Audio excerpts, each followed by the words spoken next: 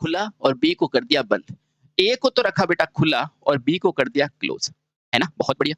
ए को रखा बेटा खुला और बी को रख दिया क्लोज। तो देखो यहाँ से जो सिग्नल है, जो सिग्नल गया है इनपुट, बेटा यहाँ से आगे नहीं जाएगा तो यहाँ क्या खाक पहुंचेगा? इस स्विच को आप बंद भी कर दोगे ना बेटा, आगे नहीं जाएगा। क्यों? क्योंकि यहाँ क्या है, जीरो खुला है स्विच। तो आगे क्या मिलेगा? अभी भी मुझे आगे क्या मिलेगा? जीरो ही मिलेगा। अभी भी मुझे आगे क्या मिलेगा साथियों? जीरो ही मिलेगा। बोलो कोई दिक्कत आई क्या? नहीं, कोई दिक्कत नहीं है। बहुत सही। अब चलते हैं केस 3 पे। केस नंबर 3 बेटा हमेशा ऐसे ही पढ़ा करो, ध्यान रखना, ठीक है? ये रहा आपका इनपुट, आपके अभी भी सीरीज है, ये रहा सीरीज 6, ये रहा सीरीज, ये रहा ए, ये रहा बी और ये रहा आउटपुट वाई ए बी, है ना? अब इसने क्या किया? अब इसने पहले वाले को तो ऑन कर दिया और दूसरे वाले को ओपन कर दिया। पहले वाले को तो इसने क्या किया?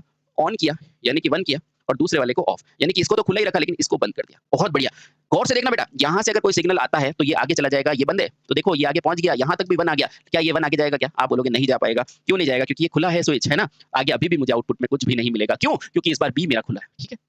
तो जब भी 1 0 होगा तो आउटपुट क्या आएगा? 0 आएगा। मुझे पता है बेटा बहुत आसान है, लेकिन ये बड़े-बड़े नेटवर्क को हल करता है, इसलिए ऐसा सिखाना पड़ेगा।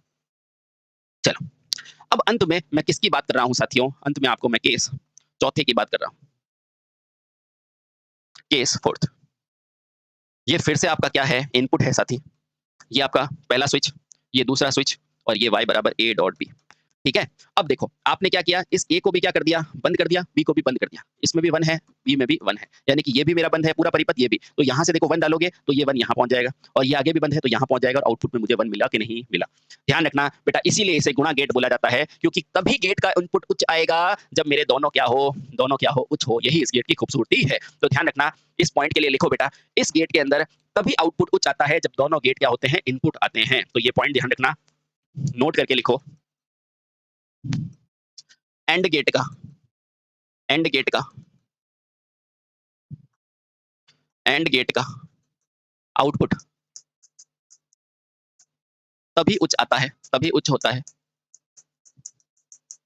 है जब जब दोनों गेट कैसे हों? जब दोनों स्विच पर सिग्नल कैसे हो मेरे भाई? सिग्नल उच्च होते हैं, 1 होते हैं, उच्च होते हैं।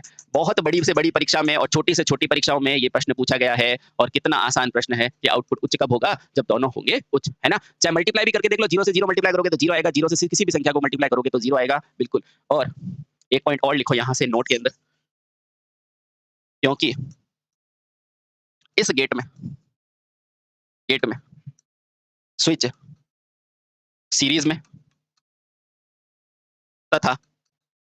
तथा यह गुणा संबंधित लॉजिक के नियम का पालन करता है। गुणा संबंधित लॉजिक का पालन करता है, लॉजिक का पालन करता है। अतः इसे श्रेणी या गुणा गेट भी कहते हैं।